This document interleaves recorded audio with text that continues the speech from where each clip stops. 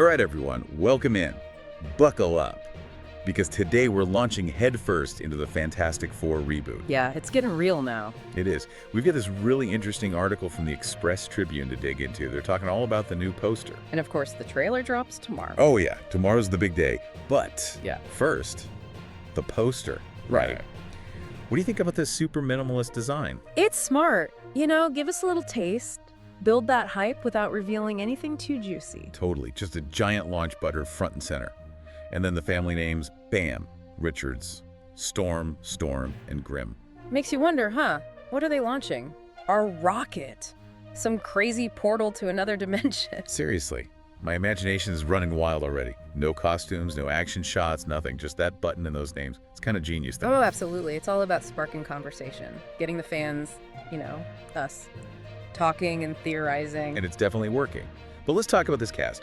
Pedro Pascal, Vanessa Kirby, Joseph Quinn, Ebon Moss-Bachrach as the Fantastic Four. Yeah. I mean, come on. Now that's a lineup. They didn't mess around with these casting choices, especially snagging Pedro Pascal. He's everywhere right now. Yeah. And he just brings this intensity, this gravitas to every role. Exactly. He could totally redefine how we see Reed Richards. And Vanessa Kirby as Sue, oh, she's gonna nail it. She's got that perfect mix of brains and, that fierceness Sue Storm needs. It's making me think about the bigger picture, too. These casting choices definitely hint at the direction they're going with this whole Fantastic Four thing. Oh yeah, for sure. This isn't gonna be some light, fluffy superhero romp. This feels different. Right. Like they're weaving in some real drama, some action, maybe even a touch of cosmic horror, Especially with some of the other names attached to the project. Oh yeah. Speaking of, can we talk about Galactus? The planet-eating behemoth himself? And Julia Garner as the Silver Surfer. This is huge. Galactus is a seriously heavy hitter, Bringing him in instantly raises the stakes. This isn't just some power-hungry villain. He's practically a force of nature. It's gonna be wild. Yeah. And Julia Garner as the Silver Surfer, that's a casting home run. He's such a complex character. Oh, totally. So much moral ambiguity there. Forced to serve this planet-devouring entity, but still wrestling with his own sense of right and wrong. It's gonna be fascinating to see how they play that out. Okay, so here's the big question. How does this all fit into the MCU as we know it? Right. We've got this massive interconnected universe already. How do they introduce the Fantastic Four without, breaking everything? Exactly. Where do they fit in? Well, Kevin Feige confirmed that this Fantastic Four flick is happening in an alternate universe, like a parallel dimension running alongside the main MCU timeline. Whoa, okay, so alternate universe. Does that mean we could get crossovers, cameos? Could we actually see them team up with the Avengers? Anything's possible, and Feige has actually hinted at them showing up in those upcoming Avengers films, Doomsday and Secret Wars, imagine that. My mind is blown. The Fantastic Four and the Avengers together on the big screen. Yeah. This is gonna be epic. It's exciting, right? The multiverse just opens up so many doors for storytelling. It's like the possibilities are endless. It really feels like we're on the edge of something massive here. Like, this isn't just a Fantastic Four movie, it's something that could completely reshape the entire MCU landscape. Oh, absolutely. It's a game changer. Could shift the balance of power, introduce all sorts of new threats. It's huge. And to think, we haven't even seen the trailer yet. Tomorrow can't come soon enough. I'm dying to get a glimpse of this movie. Me too. I'm ready for whatever cosmic craziness they're about to unleash. This is going to be one of the biggest MCU releases in years. It feels like they're pulling out all the stops to make this a truly special event. The hype is real, that's for sure. Like we're standing on the edge of a whole new era for the MCU. So what does this all mean for the future of the franchise? How does the arrival of the Fantastic Four impact where the MCU goes from here? Those are the big questions. And that's what we'll be diving into in the next part of our deep dive. Stay tuned. Million-dollar questions, right? We're all kind of waiting with bated breath to see how this whole thing unfolds. It's like we're watching the MCU enter this massive new phase. And thinking long term, it feels like this movie could be setting the stage for the next phases. Bringing in the Fantastic Four, it just opens up so much. Yeah. A whole new dimension, literally. Yeah, no doubt. But let's back up for a second. We keep saying alternate universe, but what does that actually mean for the story? Could we be looking at an origin story here?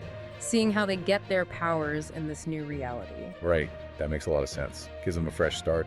And maybe they tie it into whatever's unique about this specific alternate universe. Right. Plus, we've got Silver Surfer and Galactus in the mix. Those guys don't just show up for, like, a casual Tuesday. Exactly. Their presence suggests something big is going down, some cosmic level event. Yeah. And maybe that's what gives the Fantastic Four their powers in the first place. Whoa, that would be amazing. Imagine their origin story intertwined with Galactus. Talk about instantly setting the stakes high. Right. It would establish them as a major force in the MCU, operating on this whole other level of power. Okay, this might be a long shot, but Yeah. could this alternate universe thing tie into all that multiverse chaos we saw in those other MCU movies? All those alternate realities and variants running around? You're not wrong to think that. It's actually a pretty solid theory. And don't forget, Avengers. Secret Wars is on the horizon. That whole story is all about colliding multiverses. It wouldn't be surprising at all if the Fantastic Four's universe ends up being a piece of that puzzle. Incursions, right? Exactly, incursions, those events where like the boundaries between universes break down. They start to like smash into each other. And we've already seen hints of that in other movies, like Doctor Strange in the Multiverse of Madness. So we could be seeing the Fantastic Four's universe on a collision course with the main MCU. And then they have to team up with the Avengers to save the day. Exactly. It would create this instant connection, explain why they join forces later on. Like, hey, our universe is about to crash into yours. Want to help us out? My mind is officially blown. It's like we're watching the MCU build this massive interconnected narrative right before our eyes. And the Fantastic Four are this crucial part of it. For sure, for sure. Okay, but shifting gears a bit, let's talk about the characters themselves, their individual journeys. Like, what kind of personal growth do you think we'll see for each member of the Fantastic Four? Good question. Well, Reed Richards, Mr. Fantastic, he's always been that brilliant, but sometimes kind of emotionally distant scientist.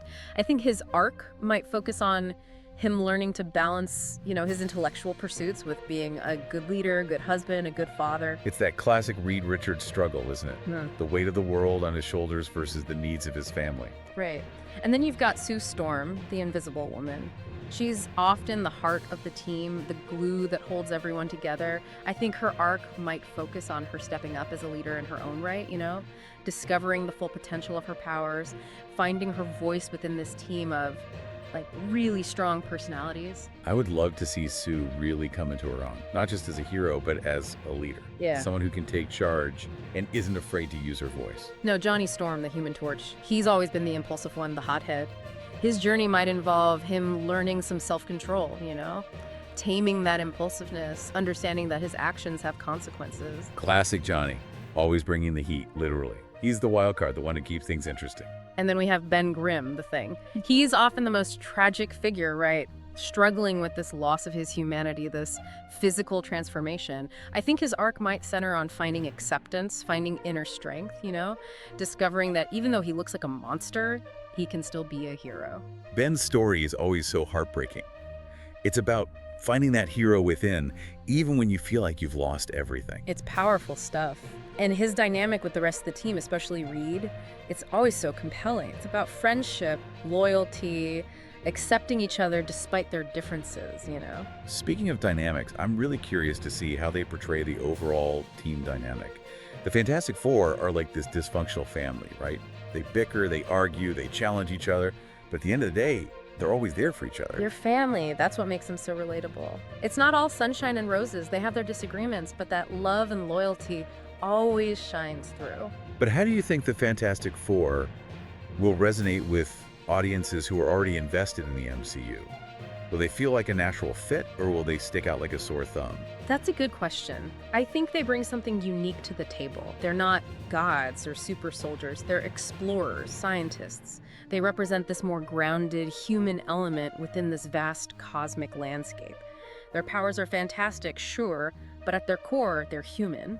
And that's something everyone can connect with. So it's a different flavor of heroism, not just about punching bad guys, but about pushing boundaries, exploring the unknown, seeing what's out there. Exactly. They embody that sense of wonder, that thirst for knowledge. And I think that can resonate with everyone, It taps into our curiosity about the universe, our place in it all. It's like they're inviting us to come along on this incredible journey. It's like we're all about to embark on this cosmic road trip with the Fantastic Four. And who knows what amazing things we'll discover along the way.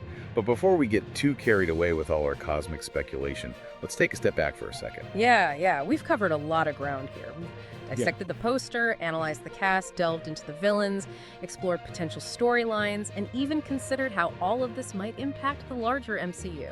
And in the final part of our deep dive, we're going to wade into the swirling pool of fan theories and speculation surrounding this movie. Buckle up, because it's about to get really interesting. And we're back, ready to dive headfirst into the wonderful world of Fantastic Four fan theories. The internet is a wild place right now. So much speculation, so many theories. It's amazing, right? Everyone's trying to piece together the puzzle, connect the dots. Exactly. We've only got a few pieces right now, but the fans are already coming up with some really interesting stuff. So let's get right into it. What are some of the most popular theories about how the Fantastic Four might actually cross over into the main MCU timeline?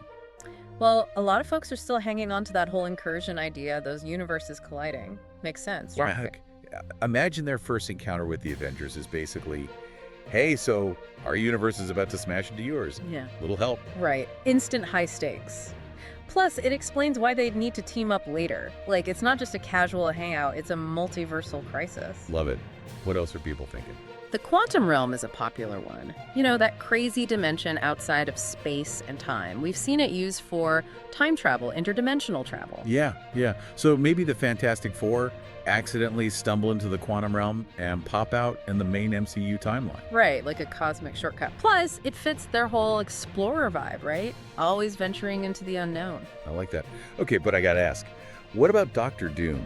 He's kind of the ultimate Fantastic Four baddie, right? Any theories about him? Dr. Doom. The master of science and magic. Everyone's wondering where he fits into all of this. Because he hasn't been mentioned at all. Yeah.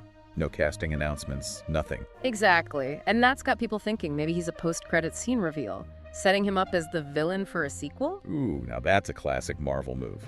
Give us a little tease, keep us hooked. It would be smart, right? Focus on establishing the Fantastic Four in this first film, then unleash Dr. Doom later on. I saw this one theory online. Someone suggested the Fantastic Four might actually be variants from the main MCU timeline. Variants, huh? Yeah, like maybe they were sent to this alternate universe for some reason. Hmm. Protection or something. Whoa, okay, now that's interesting. It really leans into the whole multiverse thing. Like, maybe these characters have a history with the main MCU that we don't even know about yet. So many possibilities. It's like we're all working with this giant puzzle, and we only have a few pieces right now. But that's part of the fun, right? We get to speculate, fill in the gaps with our own imaginations. I love that. It's this giant community of fans all brainstorming together, trying to figure out what's going to happen next. That's what makes fandom so cool, right? That shared excitement, the anticipation. It's about connecting with other people who love the same things you do. All right, before we wrap up, I got to ask, what are you most excited to see in this Fantastic Four reboot? Honestly, just seeing them come to life on screen, that amazing family dynamic, the way they bicker and tease each other but always have each other's backs, it's what makes the Fantastic Four so special. Perfectly said. Yeah. I'm also really excited to see how they handle the Fantastic Four's whole sense of wonder and exploration. Those incredible cosmic landscapes, the crazy science, the sheer scale of their adventures. Oh, yeah. Capturing that sense of awe, that feeling that anything is possible. And with this team behind the movie, I have a feeling they're going to absolutely nail it. I think so too. The future's looking bright for the Fantastic Four, and I can't wait to see where they go from here. All right, everyone, that's a wrap on our Fantastic Four deep dive. We've covered so much ground today. We've analyzed the poster, explored those crazy fan theories, and tried to wrap our heads around how this all fits into the ever-expanding MCU. And one thing's for sure, the hype is real. This movie has the potential to be a huge game changer for Marvel. The Fantastic Four are back, and the adventure is just beginning. So while we wait for the trailer to drop tomorrow, keep those theories coming. Keep discussing, keep imagining, and keep that Fantastic Four spirit alive. We'll be back next time with another deep dive into all things pop culture. Until then, stay curious, stay engaged, and keep exploring.